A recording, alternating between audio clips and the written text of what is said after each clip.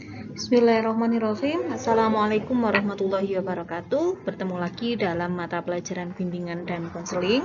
Untuk pertemuan keempat ini kita akan membahas mengenai stres dan cara mengatasinya.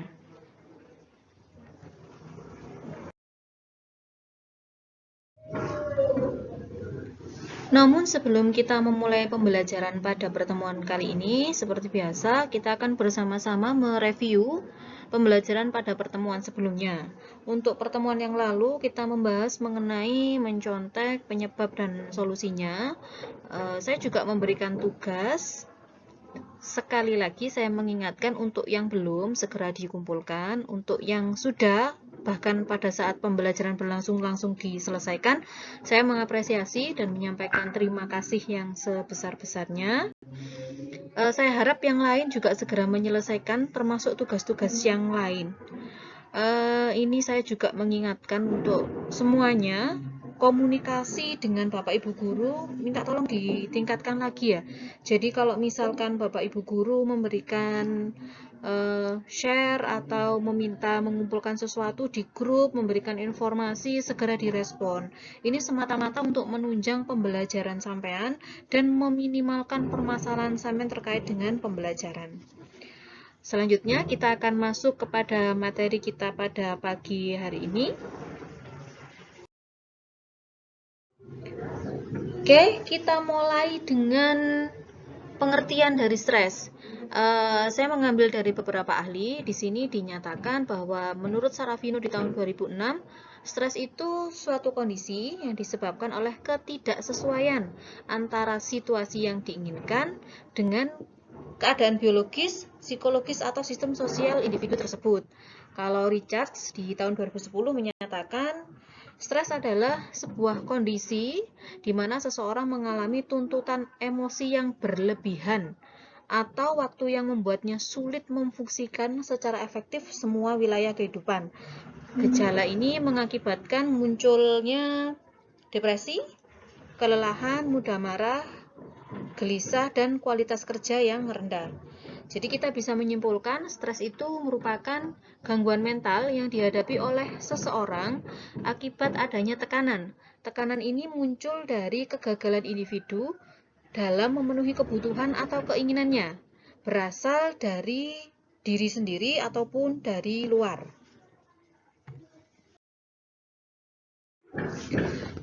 Saya akan memaparkan beberapa jenis-jenis stres berdasarkan asalnya. Jadi kalau di sini stres kimia itu ditimbulkan oleh beberapa reaksi dari konsumsi alkohol, rokok, makanan dan minuman berpengawet yang dikonsumsi secara rutin.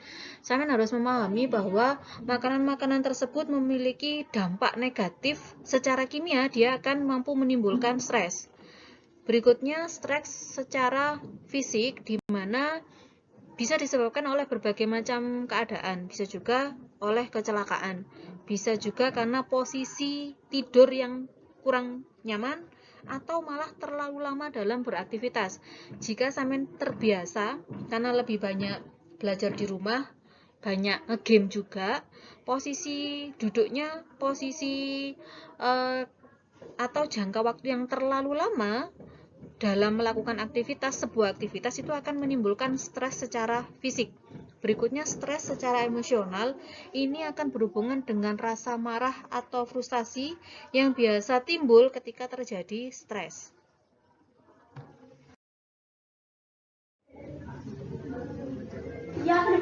Menurut perspektif Islam, stres itu merupakan hasil dari faktor yang disebabkan oleh antara lain takut yang berlebihan dan mencoba melihat serta mengendalikan takdir. Maksudnya seperti ini. Ada seseorang yang tidak memiliki kelonggaran hati untuk menerima takdirnya Allah. Nah, itu dia memiliki ketakutan berlebih. Suatu misal memiliki kekhawatiran suatu saat saya ini kira-kira mampu enggak ya mencapai ini, mencapai itu, difikirkan secara berlebihan. Padahal seperti kita ketahui, Allah itu biasa mohon maaf, Allah itu sudah menyatakan bahwa segala sesuatu yang sudah digariskan oleh Allah itu adalah ketetapan yang sudah pasti. Dan kita masih diberi kesempatan untuk melakukan perubahan dengan usaha dan doa. Jadi ketika ketakutannya berlebihan, justru itu yang akan menimbulkan adanya stres. Kedua, adanya kerugian atau kehilangan.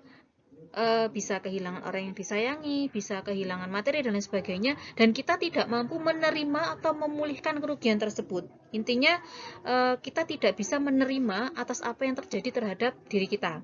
Yang terakhir adalah konflik antara batin dan pikiran. Kalau sampean memiliki kebiasaan tidak bercerita, menyelesaikan sendiri sampai selesai tidak masalah. Yang masalah adalah tidak mau cerita, namun juga tidak mendapatkan solusi penyelesaian. Itu akan membuat kita gagal menerima sebuah kebenaran. Keinginan batinnya seperti ini, keinginan pikirannya seperti ini, tapi kenyataannya berbeda. Dan kegagalan untuk menerima bisa menimbulkan stres kepada diri seorang.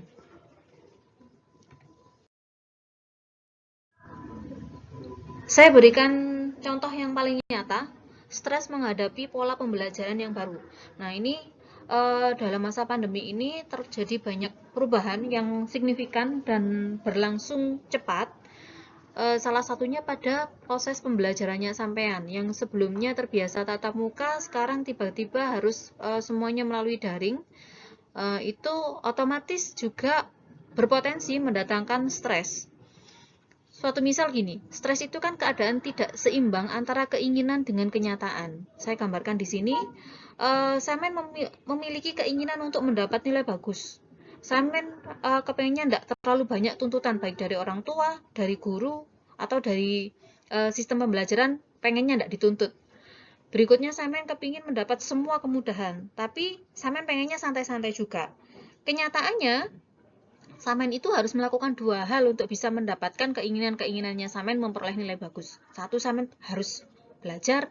Dua, Samen harus berdoa. Nah, ketimpangan keadaan atau ketidakseimbangan antara keinginan Samen dengan kenyataannya itu juga berpotensi menimbulkan stres.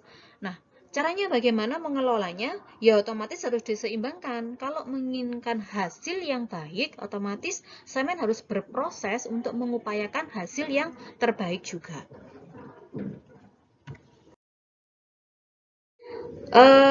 Ini pengaruh stres menurut News Max Health itu menyatakan bahwa stres itu secara kesehatan bisa menimbulkan penyakit kanker dan gangguan imun, menimbulkan masalah juga untuk berat badan, bisa terlalu kurus, bisa juga over, jadi obesitas ya.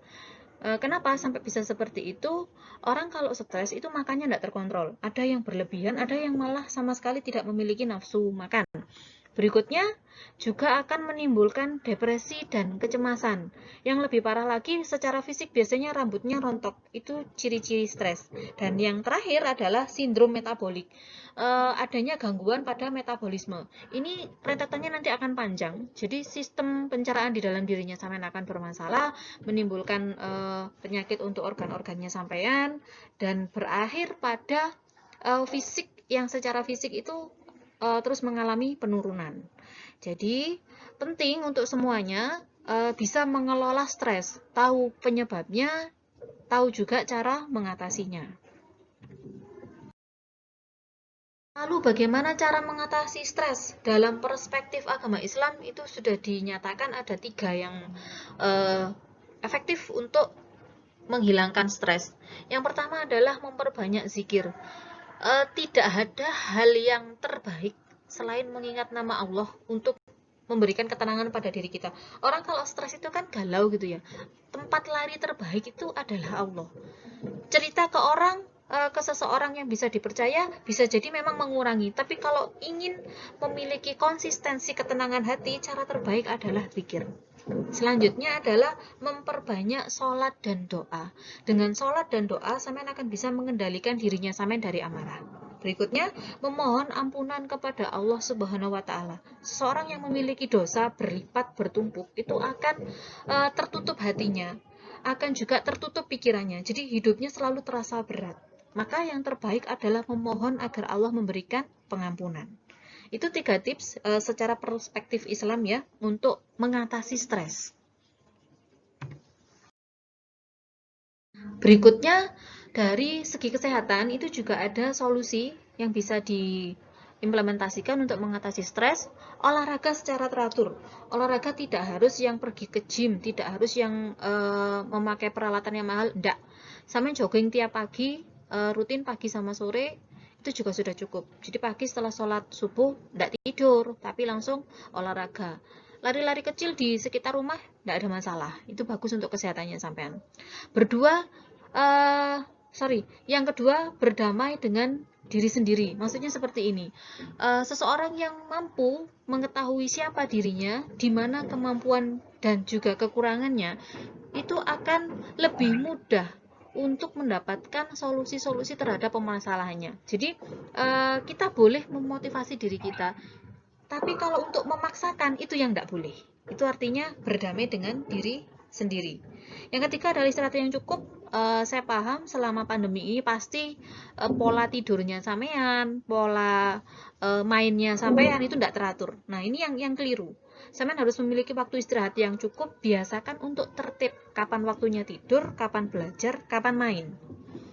Berikutnya yang keempat, memiliki skala prioritas dalam menyelesaikan pekerjaan.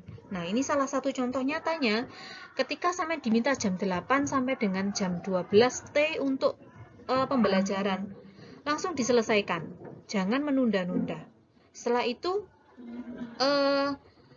sampean bisa mengerjakan hal yang lain. Jadi yang disebut skala prioritas itu adalah tahu mana yang harus didahulukan dan mana nomor 2, nomor 3. Berikutnya adalah kurangi asupan kafein. Yang punya kebiasaan minum manis, kopi, teh, atau kopi-kopi kekinian, itu sama. Jadi efeknya adalah asupan kafein yang terlalu banyak itu akan membuat sampean standby. Nah, standby-nya sampean dalam jangka waktu lama juga memicu terjadinya stres. Yang keenam, berikan kesempatan dirimu untuk refreshing. Sampean boleh refreshing. Refreshing itu ada batasnya ya, dan tidak harus di tempat yang jauh atau mahal. Ada batasnya, maksudnya refreshing Bu tiap hari ya enggak efektif juga. Refreshing 1 minggu sekali, tiap hari Minggu. Sampean kalau yang suka gambar, ya boleh monggo gambar, cari inspirasi di luar. Sampean yang suka olahraga, mau basket sama teman-temannya, mau main bola juga silakan. Jadi itu 6 langkah yang bisa dilakukan dari segi kesehatan untuk mengatasi stres.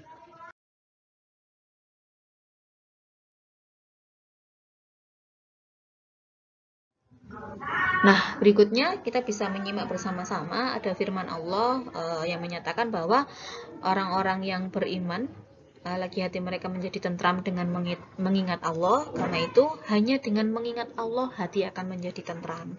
Ini yang tadi sempat kita bahas di atas, bahwa salah satu cara untuk menghilangkan stres adalah dengan mengingat Allah. Yang terakhir, tugas untuk pertemuan ini, saya ingin sampean semua menuliskan kata-kata motivasi untuk mendorong semangat belajar.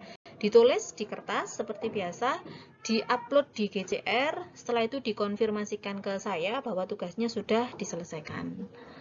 Kita sampai pada akhir pembelajaran untuk pertemuan kali ini. Semoga semuanya diberikan kesehatan. Terima kasih, semoga bermanfaat. Saya akhiri. Wassalamualaikum warahmatullahi wabarakatuh.